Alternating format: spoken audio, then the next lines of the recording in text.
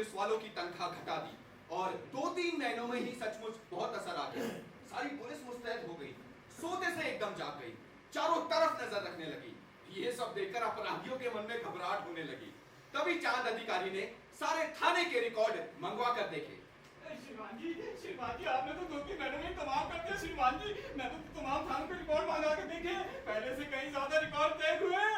श्रीमान जी मैं आपसे क्या कहूँ, मैं तो आपकी सूझबूझ का कायल हो चुका हूँ। श्रीमान श्रीमान जी आपने तो चंद्रलोक की पुलिस में क्रांति ला दी है। तो श्रीमान जी ये परिवर्तन संभव कैसे हुआ? वो संभव कैसे हुआ? अरे साहब हमारे साथ तो बात ही निराली है। भाई पृथ्वी पर तो ये रोज ही ऐसे कारनामे करते हैं कि भाई ऐसे कारनामे करते हैं, ऐसे कारनामे करते हैं कि अब तो ये खुद ही पता नहीं कि इन्होंने कितनी क्रांतियां कर दी है। आप दिए साहब भावनाओं में बह गया था। भावनाओं में बह गया था। हाँ तो क्या कह रहा मैं? परिवर्तन के विषय। हाँ भाई ये तो मामूली सी बात है। भाई मुलाजिम को कम तनख्वाह दोगे तो उसका गुजर कैसे चलेगा? 5,000 में सिपाही अपना घर नहीं चला सकता, 10,000 में इंस्पेक्टर अपने छाट पाट मेंटेन नहीं कर सकता। इसके लिए जरूरी है कि वो ऊपरी कमाई करे, और ऊपरी कमाई तभी होगी जब वो अपराधियों को पकड़ेंगे, अपराध पर पैनी नजर रखेंगे। भाई हमारी धरती के बहुत सारे देशों के सक्षम और स्वच्छ प्रशासन का यही रहस्य है। हमारी चांद सरकार आज ही आपकी प्रशंसा का पत्र पृथ्वी पर भेजेगी। श्रीमान गुरुदेव आप धन्य हैं। आप यहाँ नहीं पधारते तो हम सब पुलिस वाले पूरी तनख्वाह से ही गुजारा करते रहते।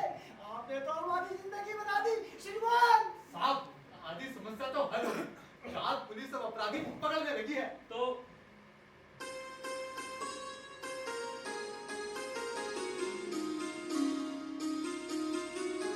पांडु अब अपराध की जांच विधि में सुधार करने का समय आ गया है। परंतु गुरुदेव अपराधी अगर पकड़ नहीं लिया जाता है तो उसे सजा कैसे दिलाई जाए? भाई मैं इंतजार कर रहा हूँ कि कोई ऐसा केस हाथ आ जाए ताकि उसको नमूने के तौर पे इन्वेस्टिगेशन करके आप लोगों को समझाया जाए। श्रीमान कल रात मारपीट में जो आदमी घायल हुआ था उसने आज अस्पताल में अपना दम तोड़ दिया है। क्या?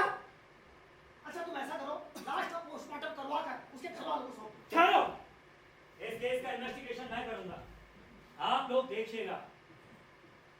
ये हत्या का केस है और हत्या के केस में एविडेंस बहुत पक्का होना चाहिए। परंतु गुरुदेव पहले तो कातिल का पता लगाया जाएगा, उसके बाद तो एविडेंस इकट्ठा की जाएगी। ओहो उल्टे मत चलो, पहले एविडेंस ढूंढो। एविडेंस क्या किसी के कपड़ों में खून मिला? किसी के कपड़ों में या कहीं और? श्रीमान मारने वाले तो भाग गए थे, मृतक सड़क पर बेहोश पड़ा था। वही एक भला आदमी रहता था, उस भले आदमी ने ही उसे अस्पताल पहुंचाया और उस भले आदमी के कपड़ों पर ही खून के दाग लग गए हैं। अभी हमारे साथ ही आया है, यही बाहर है, आप कहो तो अंदर बुलाऊं? नहीं, उसे फौरन गिरफ्तार कर लो। श्रीमान परंतु गुरुदेव उसने तो मरते हुए आदमी की मदद की थी। तो क्या हुआ? उसी तुम खून के दाग कहाँ ढूंढते फिरोगे? और फिर पहले जो एविडेंस हमें मिला है उसे तो कब्जे में कर लें। जब तक एविडेंस हमें नहीं मिलता हम कुछ नहीं कर सकते पांडु। परंतु गुरुदेव श्रीमान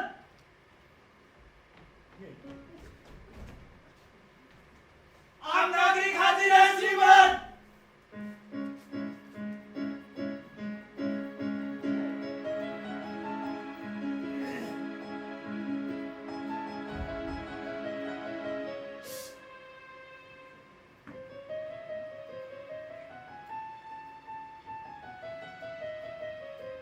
तो वो तुम हो? तुमने उसे क्यों मारा? मैंने उसे नहीं मारा, मैंने तो मरते हुए आदमी को अस्पताल पहुंचाया। इसमें मेरा क्या कसूर? लेकिन तुम झगड़े की जगह पर गए क्यों? मैं झगड़े की जगह नहीं गया, वहाँ मेरा मकान है और झगड़ा मेरे मकान के सामने हुआ। वहाँ तुम्हारा मकान है, झगड़ा तुम्हारे मकान के सामने हुआ। लेकिन मैं पूछता हूँ झगड़े की जगह पर जाना क्यों? मैं झगड़े की जगह नहीं गया, वहाँ मेरा मकान है। मैं समझ गया वहाँ तुम्हारा मकान है, झगड़ा तुम्हारे मकान के सामने हुआ। लेकिन मैं फिर भी पूछता हूँ ऐसी जगह पर जाना क्यों? मैं वहाँ नहीं गया। अरे मैंने तो मरते हुए आदमी को अस्पताल पहुंचाया, इसमें मेरा क्या कसूर? इसे ले जाओ और तुरंत हवालात पर बंद कर दो। कल तक ये सब कुछ सच सच बता देगा। मैंने कुछ नहीं किया, मैंने कुछ नहीं किया, मैंने कुछ नहीं किया।